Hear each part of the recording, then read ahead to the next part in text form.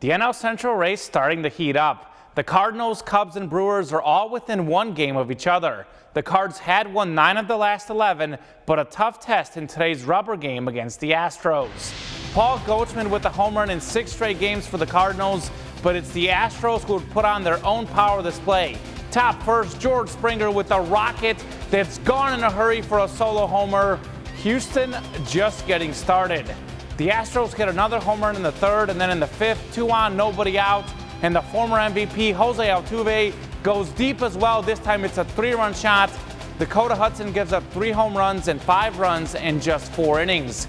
Here's a cool moment, though. The rookie, Ravello, rips the ball to left and gets all the way to the wall. Colton Wong races around the bases for the first Cardinals run and the first RBI for Ravello in his major league career.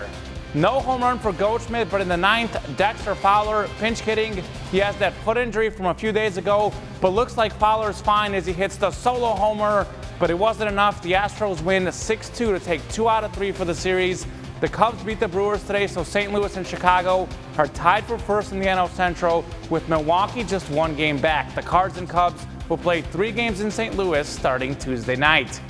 The Royals trying to avoid a 4-game sweep against the Indians. A wild 5th inning for Kansas City. They were down 5-3 until Ryan O'Hearn hits the ball about 20 feet, but somehow it gets past Trevor Bauer as Alex Gordon scores. That's just the start of a frustrating inning for Bauer. Next batter, Chester Cuthbert with the duck snort past the diving second baseman. Hunter Dozier scores, and we're tied at 5. Small ball getting the job done. Later in the inning, Nicky Lopez singles up the middle. 2 runs come in, and the Royals take a 7-5 lead. Indian starter Trevor Bauer gets taken out after that, and he wasn't happy, folks. Watch this. Bauer throws the ball over the center field wall in disgust, as his manager Terry Francona didn't like that. The Royals add 1 more run in the inning for a 5-run 5th, and then in the 6th, this time it's the power, and of course, it's Jorge Soler with a towering shot for his 28th home run on the season. The Royals avoid the sweep, winning 9-6. More AL Central baseball. Former Mizzou Tiger Kyle Gibson starting for the first-place Twins against the White Sox. Top first, Gibson with the breaking ball and the great drop for the strikeout in the bottom of the 1st.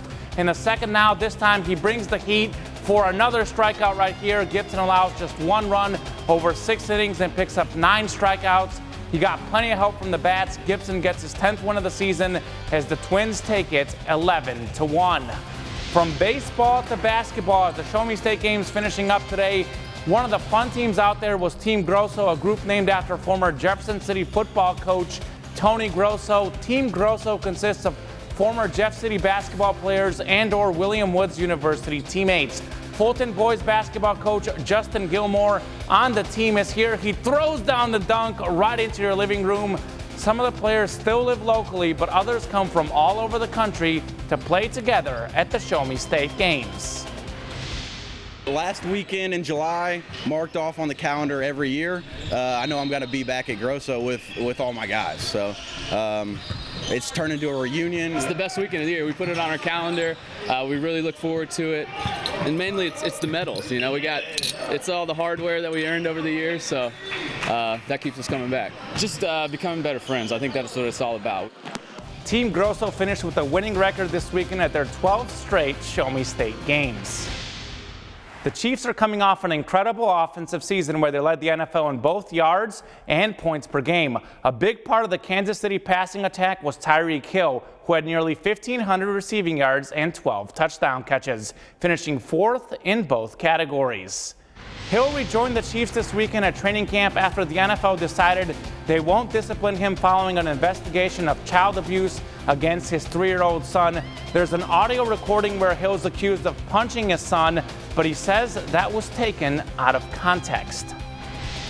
Punching my son in my chest, that would probably refer me teaching my son how to box, because we do got boxing gloves at our house, and our son, he's like Iron Man, so he loves Iron Man, Aquaman. He's like, Daddy, come on, all the time. So that's what it is, man. And you know, sometimes things get thrown out of context, you know, when feelings get involved and emotions. The Chiefs host the Bengals in the preseason opener on August 10th. The regular season starts in Jacksonville against the Jaguars on September 8th. Finishing with golf in the FedEx St. Jude Invitational, Patriots football coach Bill Belichick in attendance. The Chiefs play the Patriots in December. That should be a good one. Belichick would watch the Brooks Koepka show. He came in one stroke back of Rory McIlroy. Rory struggled finishing in fourth, but Koepka hit incredible shots all afternoon long. More Koepka this time on the 6th hole, going for the birdie, and it would be perfect. Nicely done. Koepka continuing to putt well on 17 now. Another birdie try, and of course, he sinks it. Koepka taps in on 18, finishing at 16 under, 3 shots better than Webb Simpson. Koepka wins the FedEx St. Jude Invitational. And in track news, former Mizzou Tiger Jamari Ward wins the long jump at the U.S. Championships, while former Tiger and college national champ Carissa Schweitzer finishes second in the 5,000 meters. So Tiger's running well. Some really fast Tigers at that. I mean, it's impressive to watch them out there. Absolutely. Yeah.